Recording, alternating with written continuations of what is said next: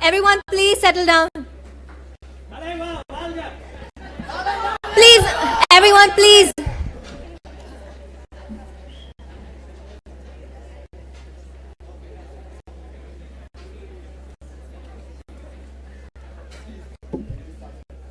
Yeah.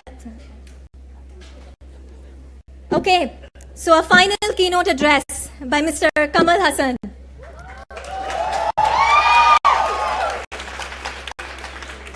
He needs no introductions, so without further ado, I will let Barkha take over. Barkha definitely needs no introductions. She's one of us now, one of the co-chairs. So, Barkha, over to you. Well, I think this packed hall speaks to the sense of anticipation with which Harvard and the wider community has been waiting for you. I know that you're all not here to hear me, so what we're going to do today is we're going to ask Kamal Haasan to maybe make some opening remarks, your opening address. Then I'm going to take over for a bit, and then we're going to open it up to all of you. Now, I don't want to scrum when the questions come, so please let me direct who I call. Is there a mic at the back? We'll ask you to go to those mics and ask your questions, but that'll be about half an hour later. So may I please, it is my honor to invite one of our greatest actors, one of our most provocative and disruptive thinkers, and one of our newest, wait for this, one of our newest politicians. To the stage, please.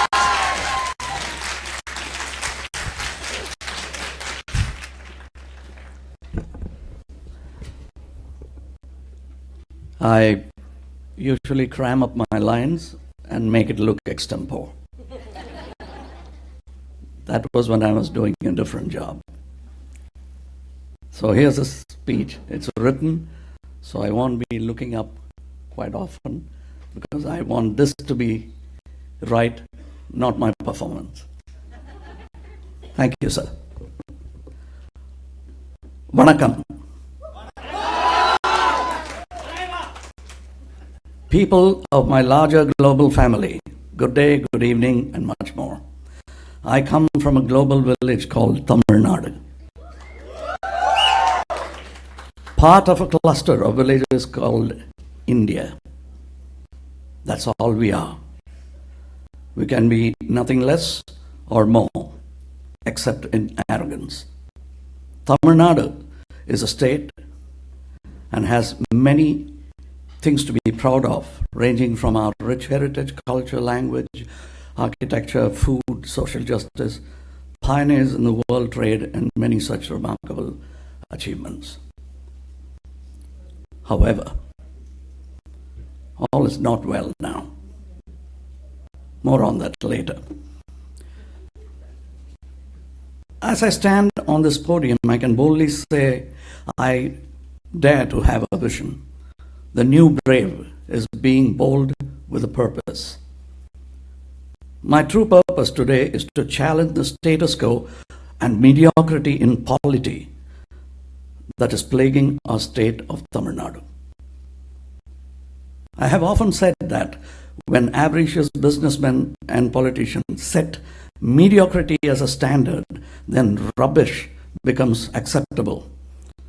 Ordinary becomes extraordinary, and extraordinary becomes genius.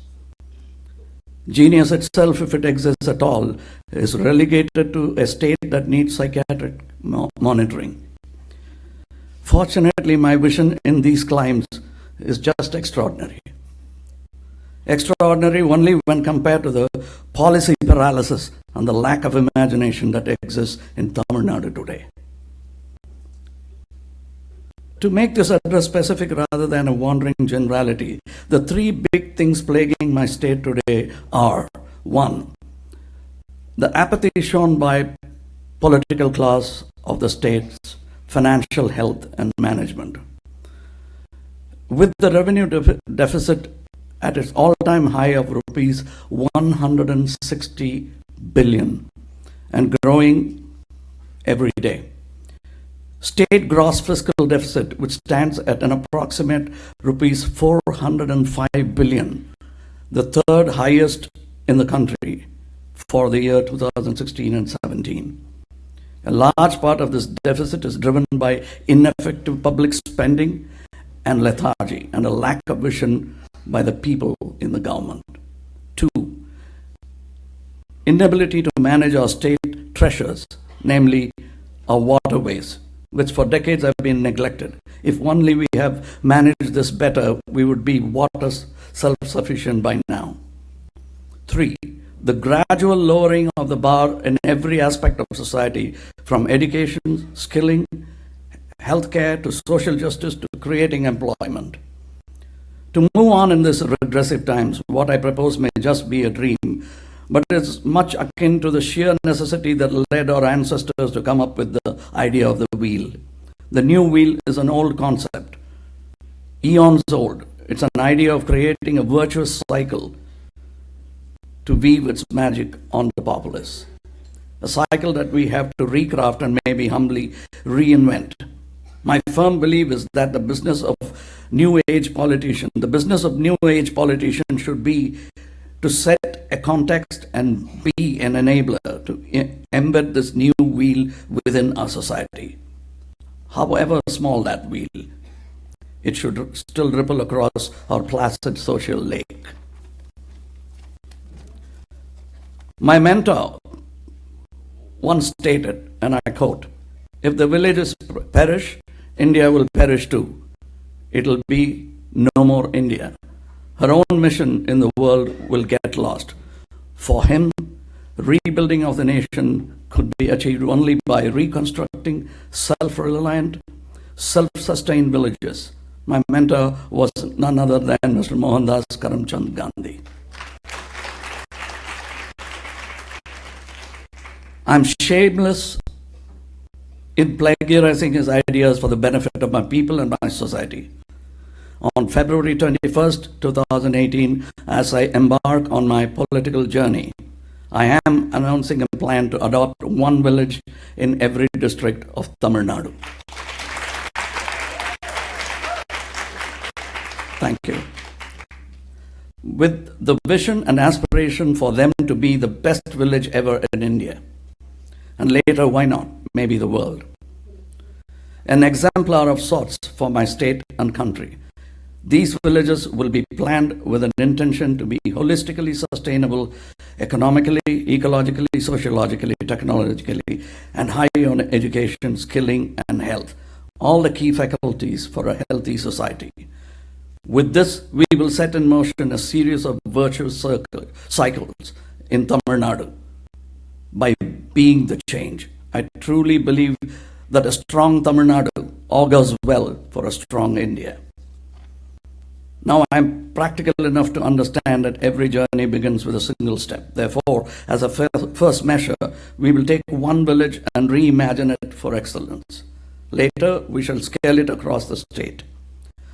Let's reimagine our villages. Let's reimagine society. Let's leave a lasting impact on Tamil Nadu and India for posterity. All Indians and even global citizens are welcome to contribute to this idea. Being a Tamilan is not a prerequisite or a condition. But as I have often said, it is merely a postal code. Some skeptics might think, "Oh, you rookie politician, I know where you're taking this. You're here with a begging bowl for money." Begging bowl? Yes. For money? No.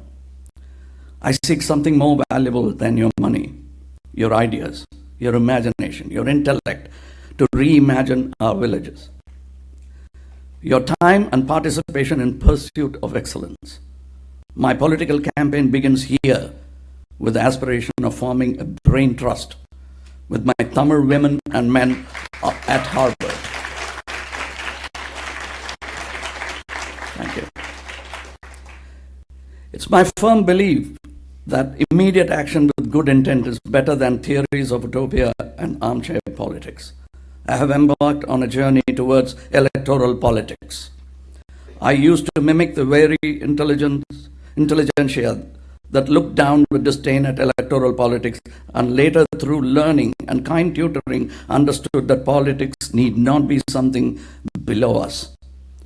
On the contrary, it should be a civic duty, a duty that we have neglected and hence are suffering its atrophying consequences. I'm fed up of complaining about governmental inaction. Demanding good governance is my right, and no government need take umbrage. This address here is only a preamble, a primer for the dialogue that I want to have with my people. I am actually rehearsing it with vibrant minds, hopefully kind critics and partners in attendance here. Help me help Tamil Nadu. I'm just a medium, a tool offered for your use. Sharpen me, shape me to sculpt our little village. The time for lamenting is over. Everyone is in agreement that Tamil Nadu has touched its nadir. It's time to recraft the polity. I recently signed in a college guest register as politician.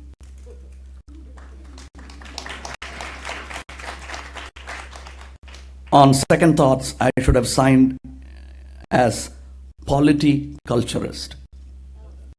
That's what we all are, cultivating a new polity. Enough said, I guess, to indicate the direction of my journey. It's simple. A slave called Spartacus who dared to think of freedom when slavery was a social address and norm in Republic Rome. A man called Genghis Khan who dared to dream of an empire knowing fully well he was nothing but a normal tribal. And closer home to my forefathers, the Tamil Chera Chola Pandya kings who domineered the spirit of language, administration, and world trade. Each of them over time have left behind some great ideas, some faulty, yet it is there for us to improve upon. Even recent leaders have left behind lessons to be learned. Their endeavors, success and failure are specimens in our socio-political laboratory. I have the humility to learn and keep learning. Partner with me on this epic journey of reimagining and rebuilding Tamil Nadu. And hopefully, one day our country for a better tomorrow. Please visit www.mayam.com to volunteer. I repeat, www.mayam.com to volunteer. Naalai Namade.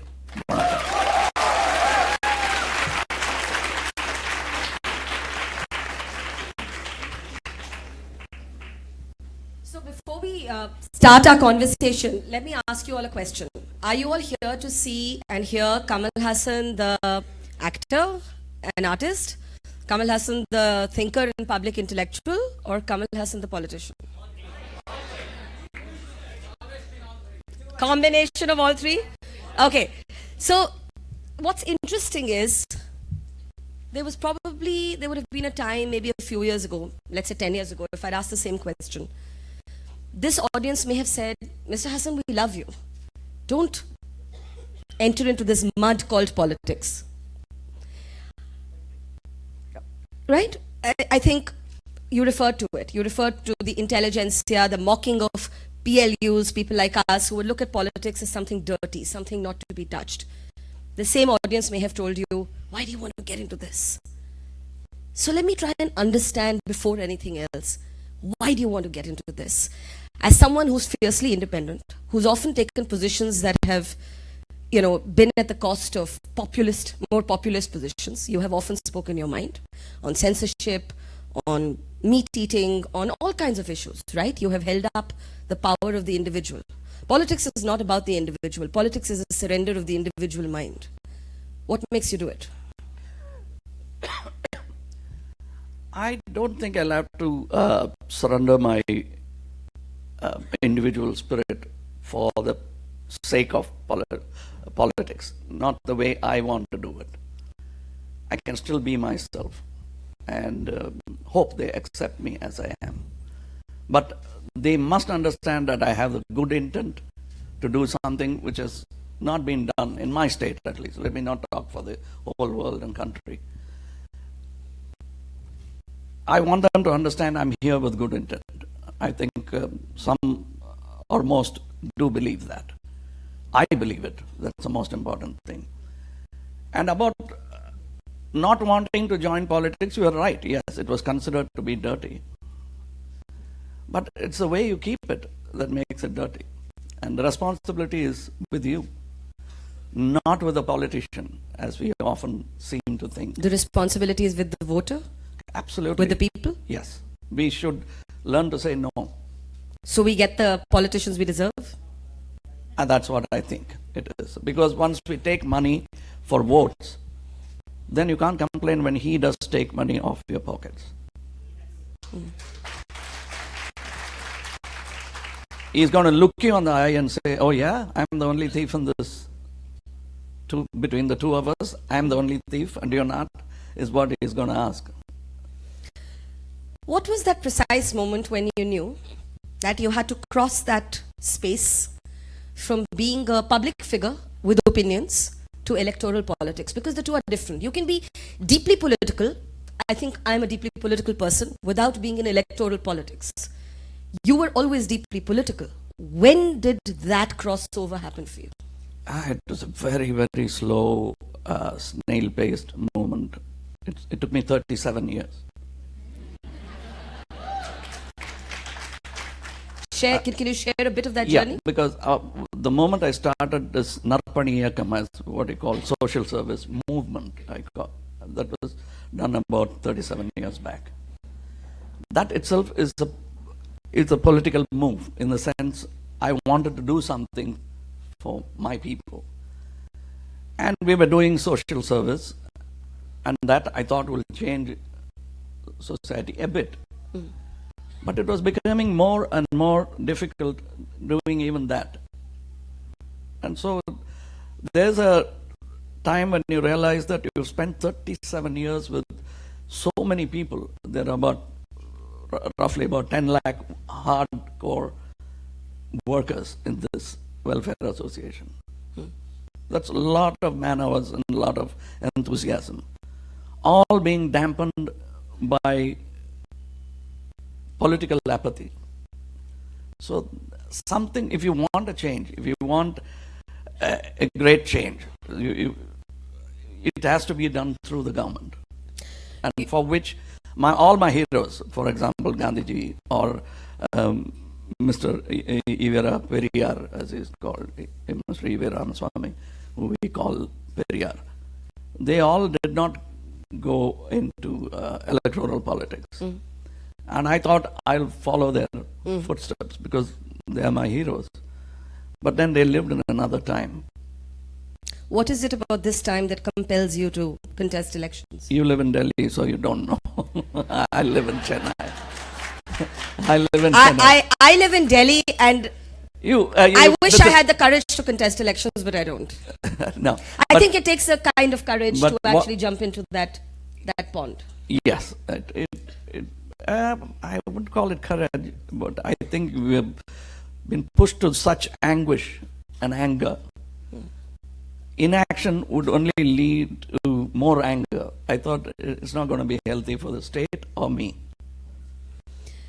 What makes you think you're going to be different from everything you've seen?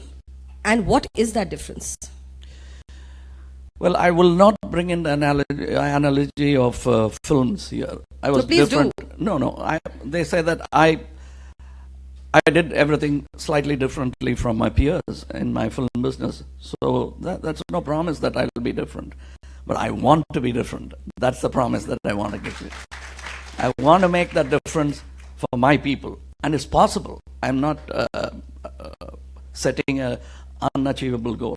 It's an achievable goal, and I'm not going to do it alone. You guys have to help. And I'm speaking now to people of Tamil Nadu, not the elite alone, all of them who think that taking 5,000 rupees, 10,000 rupees and voting will make this day better.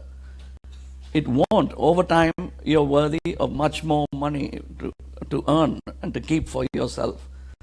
What you're selling away and giving away is not only your vote, but your capability to earn more. They don't compute it that way. Somebody has to keep reminding them that they've taken 15,000 and lost 15 lakhs maybe. For the 5 years, they could have gotten 15 lakhs. Have you had any second thoughts in the last couple of months? And I ask this because I remember meeting you in Chennai, I think somewhere in November, December, and you had just indicated that maybe, but you hadn't completely spelled it out, electoral politics would be next. But you grabbed the headlines for all kinds of noisy reasons. You were accused of speaking of Hindu terrorism when you had actually spoken of Hindu extremism, and you said that something was lost in translation, and the two things were different. But you did not actually take back that phrase of Hindu extremism. You in fact made the argument that Hindu fundamentalists are beginning to ape Islamist fundamentalists, and that went against the spirit of Hinduism. The Hindu Mahasabha threatened to shoot you. Yeah, I'm used to being shot at, but that's with a camera. This was not a camera. Yeah, no, they didn't mean a camera, definitely. A more conventional politician may have said, oh, I meant this, but I didn't mean this, and, clarified it so many times that the original comment would have been lost. You just clarified that one word. You said it wasn't terrorism, it was extremism, but you stuck to your position on your concerns about Hindu extremism. Yes, because I'm concerned about Hindus, the so-called Hindus. I think of them as Vaishnavites, Shaivites, and other religious group. The idea of Hindus as one group is very recent. It's not there from the days of Vedas, or not there about 200 years back, I guess, 300 maybe. What concerns you? You said you're concerned about so-called Hindus. What concerns you? No, I'm concerned about total amity of the nation, of my state. I mean, as if they didn't know all this existed 50 years back. How come in 50 years suddenly we've become so conscious of, and we take quick umbrage to any statement? What has happened? Why are we regressing to fundamentalism when we should be going ahead? And the Tamil Nadu state logo has a mosque, a temple, and a church in it. And why are we not behaving according to our logo? That's my question. And why are we allowing it to happen in Tamil Nadu of all the places? Why suddenly people who are passive and would walk to the other side of the street if they found that some kind of commotion is going on, is now happily wading into agitations and problems? And it's not for anything else but pride and ego. Yeah. And you think that's a kind of chauvinism that concerns you? Frightens me. Frightens you? Yeah, really, for my people. Personally, yes. I can keep a cold face when they say they'll shoot me.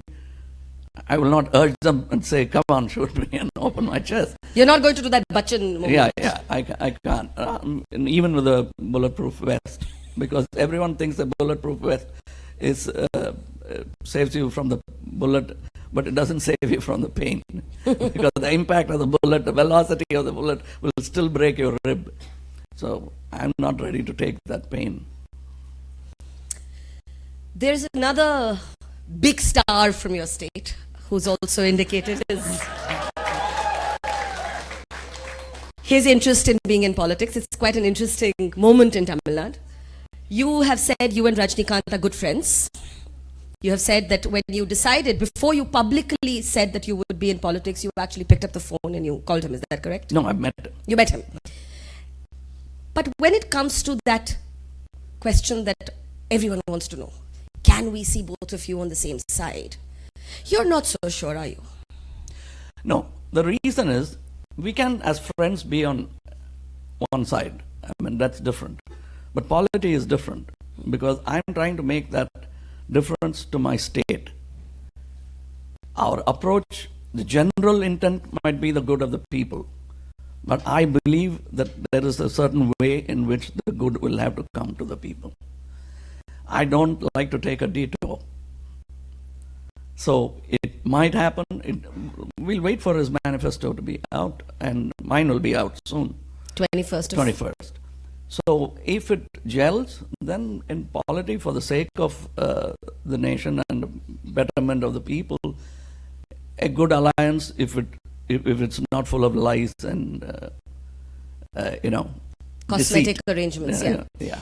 deceit and tacit under the table nods, that is no good for the people. So if that is not there and we are able to see eye to eye on a point, maybe. But I don't think so, because the very fact that he, in his first announcement, made some statements which gave him a hue. I'm not still I hope it's not saffron. You hope his hue is not saffron. The hue is not saffron. I think that's the answer. I mean, I don't think there's any ambiguity, right? Basically, you're saying you think he leans right and you lean left. No, you don't have to lean on any side. I like equipoise. That's why my site is called Mayam. It's in the center. Let me use different words. I remember you once told me that you self-describe yourself as a rationalist. That you're a rationalist, you tend to question a lot of inherited wisdom, and you don't believe in a certain kind of ritualism, especially when it maybe comes to religion. So culture is different, religion is different. And you see Mr. Rajnikant as probably being not quite your school of thought on religion? Absolutely not. On? Religion and on his views? Religion, yes, on religion? Yeah, definitely not. We are poles apart that way. And would that come in the way of a political agreement? Absolutely, I think so. Unless he has another take on how he wants to take it to the people. So I'm hearing you say an alliance with Rajnikant is unlikely.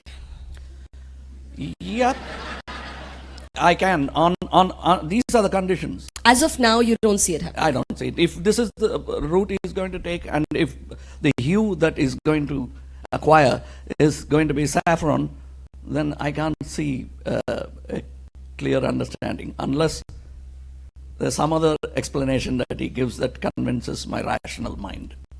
What is your hue? Have you set out to be a solitary player? Is there in the rainbow of political colors a color you like? No, I'm deep inside. This is the color, and that optically speaking reflect all colors. So that's what it is. So I'd like to be as versatile, but united into one ethos, one thing. When I say Dravidian, people sigh and say, "Oh, here goes another politician who's going to harp that ektar, that one string that keeps on going, Dravidian." But mine is a multi-stringed instrument. What does being Dravidian mean to you? It's pan-national. That's what I'm saying. Dravidian is, anthropologically speaking, everyone thinks it rests between two political parties in Tamil Nadu. I don't think so. It's all of South and some of India also. Some of North India. And most of India. So it is a pan-national feeling. You call it by other names. What is that feeling? It's anthropological. You look at the face. You and I are Dravidians. As a political identity, what does it mean? Yeah, it could mean that you and I are the same. Itself is a political slogan. So let me break it down. Mr. Rajnikant's hue seems saffron. Your hue is black, which brings together all colors for you in a united space. You did, before you announced your interest in politics, meet with other politicians that raised a lot of interest. Arvind Kejriwal, Mamata Banerjee. It raised speculation that perhaps you could join hands with some other political parties. As you embark on this journey, it's still very new for you, do you see yourself as a small player taking baby steps but walking alone? Or do you see yourself holding someone's hand, some other political party's hand, as you begin this journey? Right now, the terra firma that I've chosen is firmly my state. I know it. And in your state, could you hold someone else's hand? If necessary. I hope I don't stumble. In that case, I might have to hold hands. So I don't think I will have to hold hands. If that is the case, I wouldn't have started a party. I would have joined a party. Well said. So the reason that I have started a new political party itself shows that I intend to walk it with the people, not with any politician as such. Was it the rationalist in you that made you take a perhaps unusually clear-headed position on eating beef? You said you're vegetarian, but you spoke in favor of choice. No, I'm not vegetarian. Let me clarify. Well, now. That's what you told me. Now, yes. Now, no. Afternoon I had some fish. Now, if you're cheating, I can't keep track of that. No, I've been. People told me that it's great to be a vegetarian, and I asked them why. They said that how can you take life to improve yours? But who said vegetation doesn't have life? They have life. I'm equally guilty of being a vegetarian. But I remember what you said. What I'm saying is, these are things that you don't insist upon. Next, I will say, don't wear this color when I'm coming to the interview. It's intrusion of my choices. I think my life became wonderful because of all the choices that's available to me. I have even said in a meeting to my people, welfare association meeting, thousands were there. I said, look, I don't take beef now because of medical advice. And I've mentally decided, I think in a fair ethical decision, is not to eat an animal which is bigger than me. It's fair. I mean, fair game, as they call it. So that's all. That's amount of restrictions that I put on my eating habits. But what I said in the same meeting is, don't give us a menu, give us food. Then you can probably dictate. You're not capable of feeding this country and you're telling us what to eat.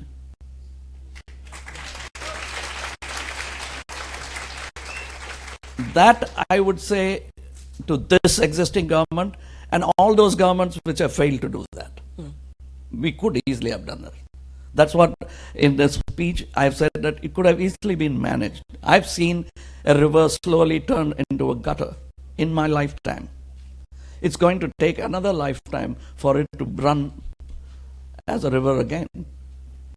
And it's also about choice, right? You don't tell your citizens what to eat, what to drink, who to love, who to have sex with. I mean, gay rights, for example, the fact that they're criminalized is shameful. It is. And then you're regressing back. Marry within your community. Do not fall in love. Do not allow fall in love with so-and-so community. What does the phrase love jihad mean to you? Love jihad? I don't know. You're mixing.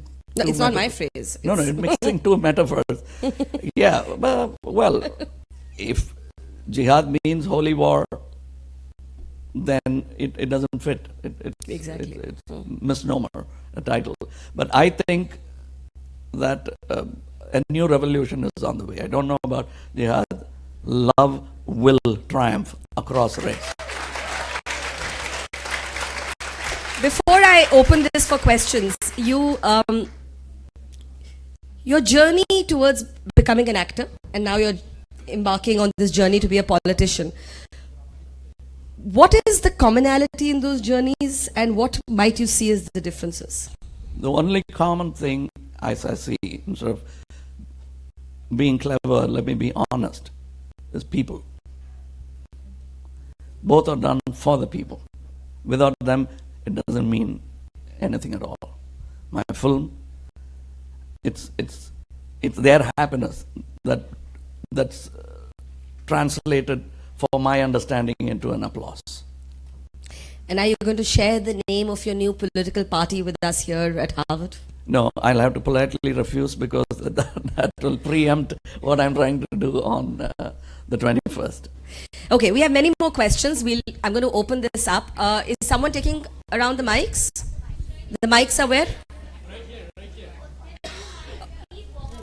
Okay, please walk up to the standing mic and take a line, and please, this has to be a little orderly.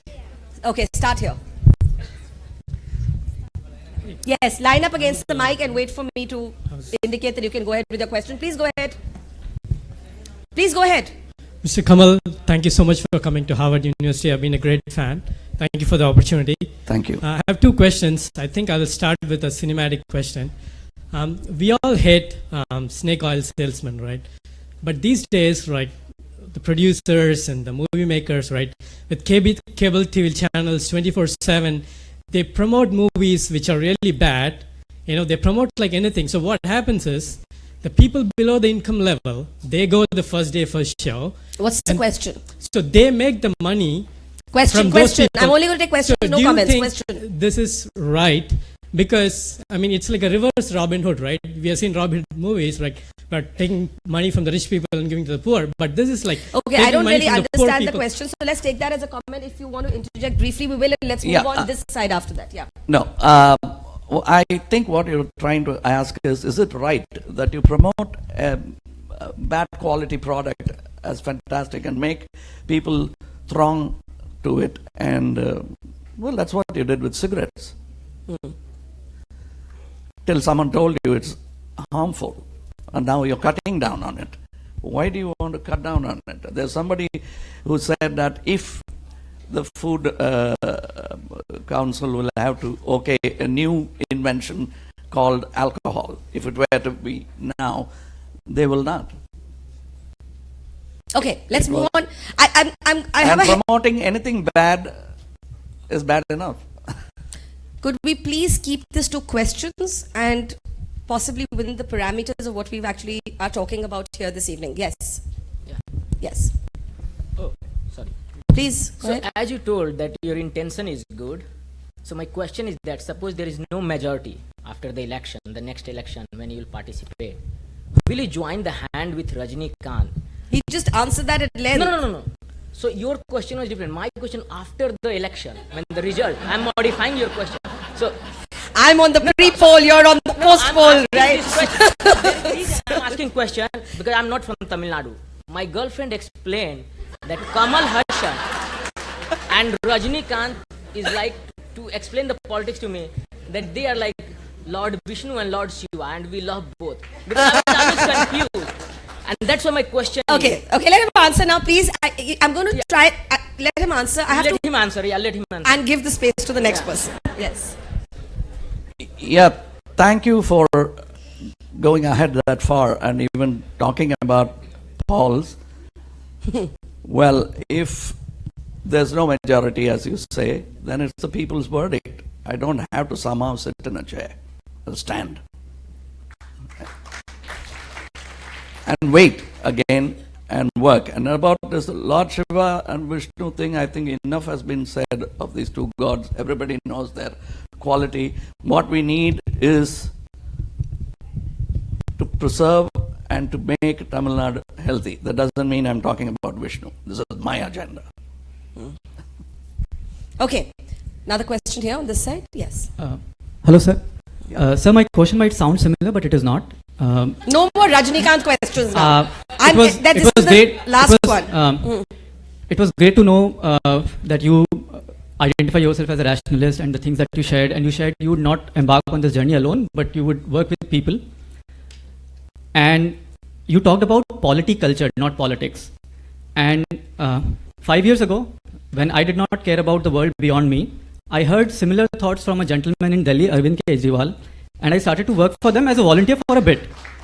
And in that period, I was working with their IT team, and I discovered that outfit at that time got donations, actual money, 10 rupees, 100 rupees, from every district in India.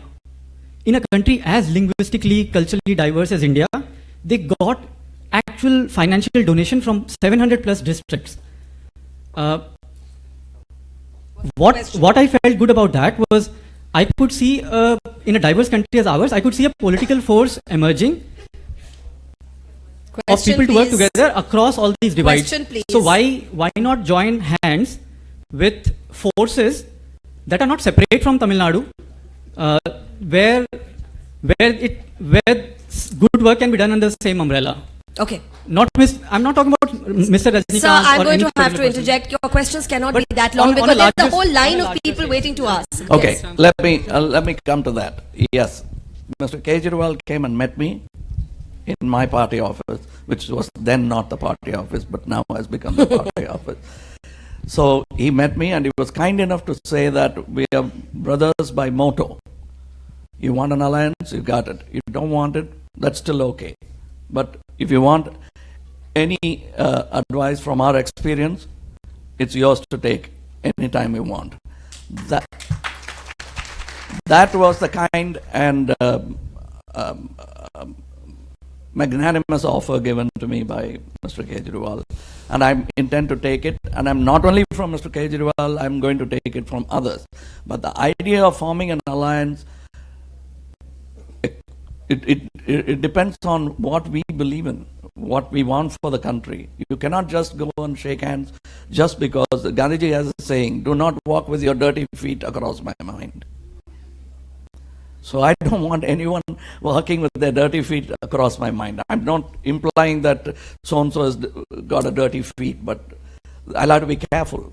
But can I just briefly push you on that? Because the Kejriwal example is actually a very relevant example to you, because here were people who were professional, typically outside of politics, who decided to get into electoral politics, and perhaps somewhere along that journey discovered that the system operated in a certain way. And today, if there is one criticism of Arvind Kejriwal that is made, it is that you didn't remain as different from other parties as you said you would. Somewhere that system swallows you up, it makes you like everybody else. I've been in a similar system where they say you don't defy a system as strong as the film industry. But you can. There are people defying Hollywood.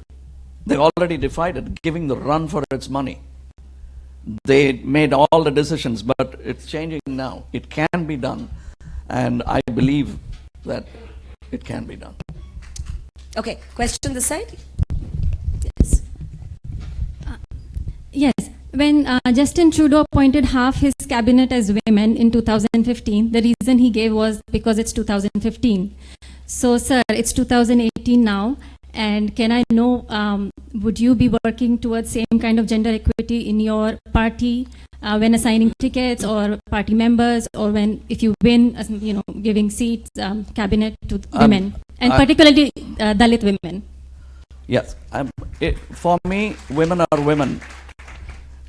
I don't believe in the Chaturvarna or the fifth Varna separately. They're all mine. They're all my family. So there will be women too. For you to know, there are already 2 women signed in, and I can't name them now. Come on, name one then. No, I can't. You were a state governed by a woman. Yes, yes. You didn't, some would say governed by 2 women. That's more like it. Now we are playing this 1 and 2 numbers quite very well now. So, I mean, there is complexity here that women in politics alone doesn't change how politics is practiced, is what I was actually driving at. Yeah, you remember the old saying that the only man in the parliament is the woman. You remember that? They said that of Indian parliament. And of Indira Gandhi at one time in a cabinet. But in 2018, we shouldn't be referenced against men is what I would say. Next question, that side, please. Yes. My question is, should laws reflect the views of the majority of the people?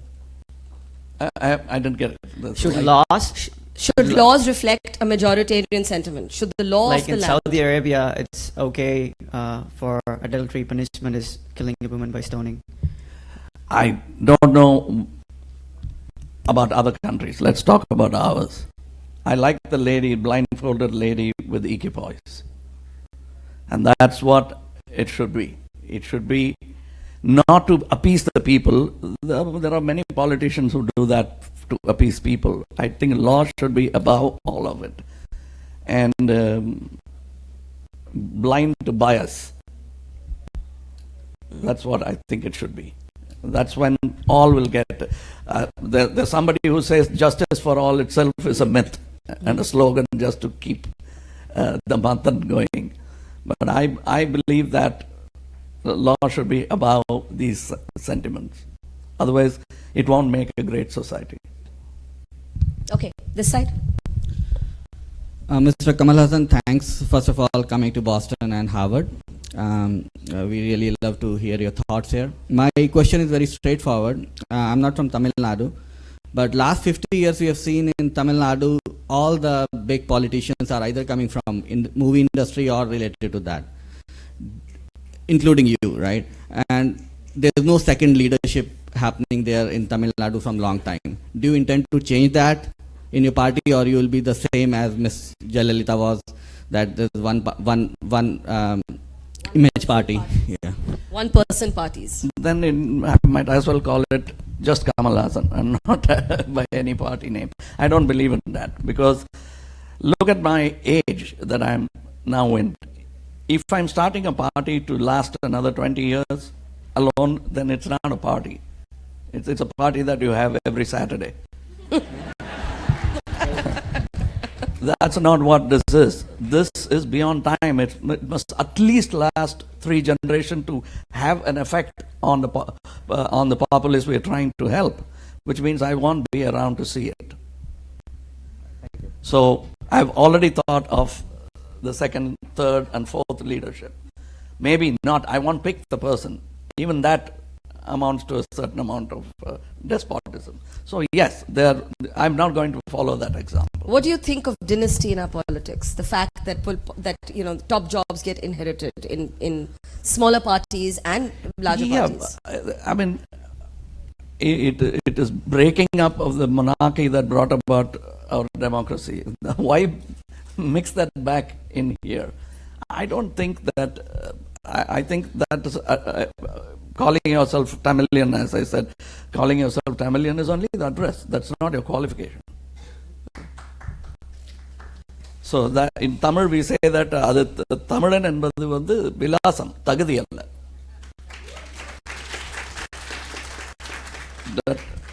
That qualification you must earn. Question here? Yes. வணக்கம் Kamal sir, நான் உங்களோட மிகப்பெரிய fan. Sorry, நான் தமிழ் பேசுகிறேன், கண்டுக்காதீங்க. Okay, என்னோட கேள்வி என்னன்னா, my question is, what is the biggest lesson you've learned throughout your journey of life? What is it? Biggest lesson you've learned throughout your journey of life.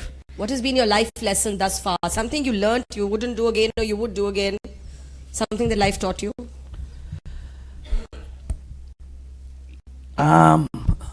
Well, I've learned one thing. It's been said, worded very well by Mr. Rajaji.